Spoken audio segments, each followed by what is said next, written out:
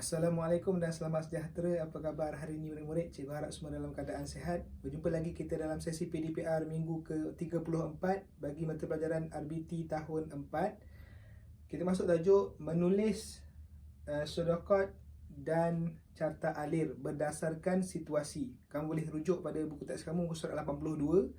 Okay. So kita sebelum ni kita dah belajar apa itu algoritma. Kita pecahkan kepada dua jenis, iaitu pseudocode dan carta alir. Okay. So kita ada situasi rakan kamu ni dia hendak pergi ke sekolah. So daripada mula bangun tidur tu sehinggalah dia berbasikal ke sekolah. Okay, itu situasi dia lah. So ada 6 langkah bermula dengan mula, kait dan tamat. So ada 6 langkah di antara ni, maksudnya itu adalah proses. Okay, proses ataupun aktiviti yang dia lakukan. So kita jadikan dia dalam bentuk algoritma yang kita pecahkan kepada dua, iaitu pseudocode dan carta alir. Okey, kita lihat dulu pseudocode. So kita kena tulis perkataan mula dalam huruf besar. Kemudian aktiviti pertama yang dilakukan adalah bangun. Bangun ni maksudnya arahan dia. So apa kata kerja yang dia buat? So bangun huruf besar. Okey, daripada tidur. So itu yang pertama. Yang kedua, bersihkan diri. Bersihkan diri itu maksudnya dia mandilah. Mandi, gosok gigi kan, buang air. Okey. Yang ketiga adalah pakai, memakai baju sekolah. Yang keempat, solat. So lihat semua ini dia punya kata kerja dia kita kena tulis dalam huruf besar. Solat subuh berjemaah. Okey. Sarapan, sarapan bersama-sama dengan keluarga.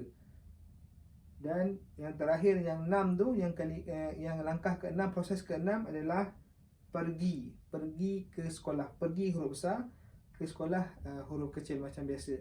Okay, dan tamat, maksudnya tamatlah dia punya situasi tadi, daripada bangun pagi hinggalah pergi ke sekolah. So kita tulis perkataan tamat dalam huruf besar. Itu dalam bentuk algoritma pseudocode. So macam mana pula kita lihat untuk carta alir? Pun sama juga, kita kena tulis dia punya proses. Itu ada 6 proses, sama, proses yang sama, tapi kita buat dalam bentuk carta, bentuk grafik. So dia ada bezanya, ada simbol.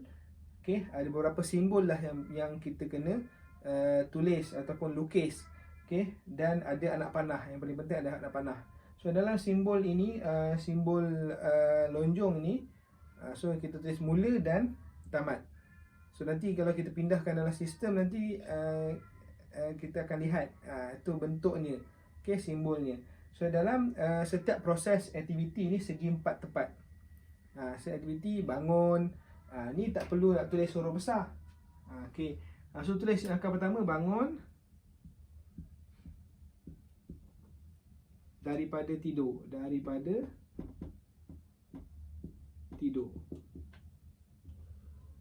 Okay, so itu langkah pertama.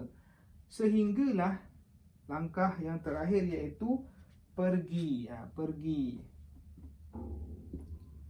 Pergi ke sekolah menaiki basikal. Kemudian tamat.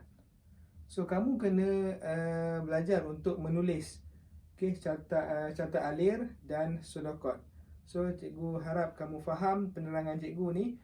So daripada situasi tadi kita boleh pecahkan dalam algoritma yang dipecahkan kepada dua, okay, iaitu pseudocode dan carta alir.